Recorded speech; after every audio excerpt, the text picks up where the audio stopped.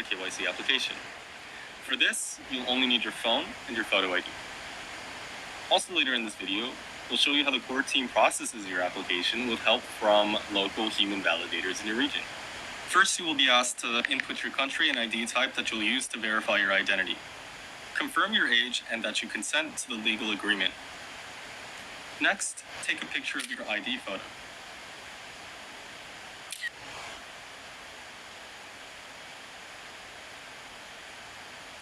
After entering the information on your ID into this form, follow a human liveness test that will instruct you on what actions to take along the way.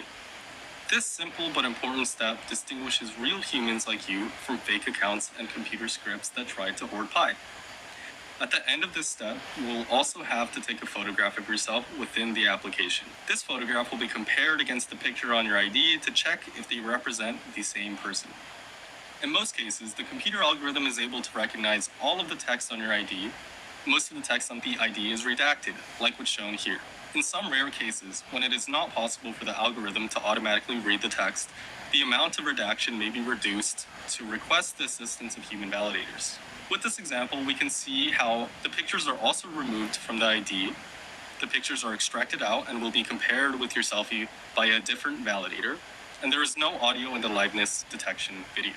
In any case, before a human validator sees any of your data, we are showing you exactly how they will appear to them and will only proceed in the KYC application if you consent to share the redacted version of your data to human validators. You can see that in the final step of your application.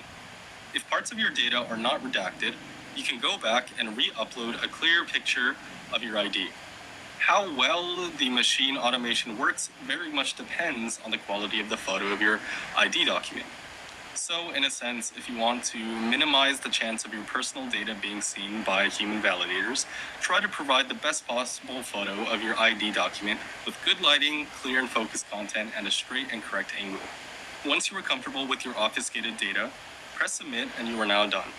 Keep in mind that your full ID and data are processed by the servers, and the redacted version is processed by human validators. And that's all you need to do to KYC. Also note that this demo is only the current version of the KYC app and is subject to change and improvements as it's being further developed. Now, if you're curious to know how exactly the KYC validation will be performed, continue watching this video. In this KYC solution, most steps of a KYC check will be performed by machines automatically, including data extraction from documents, data obfuscation, data matching, account name matching, and sanction screening. Human validators will only help with the identity authentication process when machine automation falls short, including ID type validation, face image comparison, and liveness confirmation to prevent cheating in the KYC process. These are selected pioneers who have already passed KYC, verified their identity, and have legally agreed to maintain the confidentiality of any data they see. As there are thousands of ID types in the world, human validators from your local region are the best knowledgeable individuals to assess that information. This way, the KYC solution can support the widest variety of countries and regions' ID types in the world, making Pi as accessible as possible. To avoid human errors, more than one person will be asked to provide an assessment. Here, the algorithm decided that validators must verify my ID because it didn't look real enough.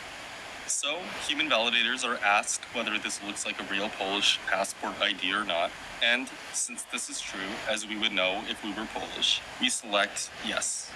Next, the algorithm needs an assessment on whether the picture on this ID matches the Pioneer selfie. Well, obviously not, so we respond no. Finally, a human validator may be called to decide if a real living person is applying for ID verification in the liveness test video. No audio is recorded during this test. Also note that each pioneer contributes 1 Pi to get KYC. This Pi is pooled and given to the human validators for their work. Anyone can apply to become a validator as long as they have passed KYC themselves. But the process to get approved is quite rigorous and looks at many different factors. Moreover, even when a pioneer is admitted to the program, they are initially only provisional members, and they can only continue reviewing applications after they prove that their work is accurate and trustworthy. Well, that's it for now. This has been a preview of Pi Network's unique KYC process. It allows the Pi community and ecosystem to bootstrap and scale itself without the need of any external services or fiat currency outside of Pi. As always, what do you think? Please send us your feedback in the comments of this video and also in Pi chats. Thanks!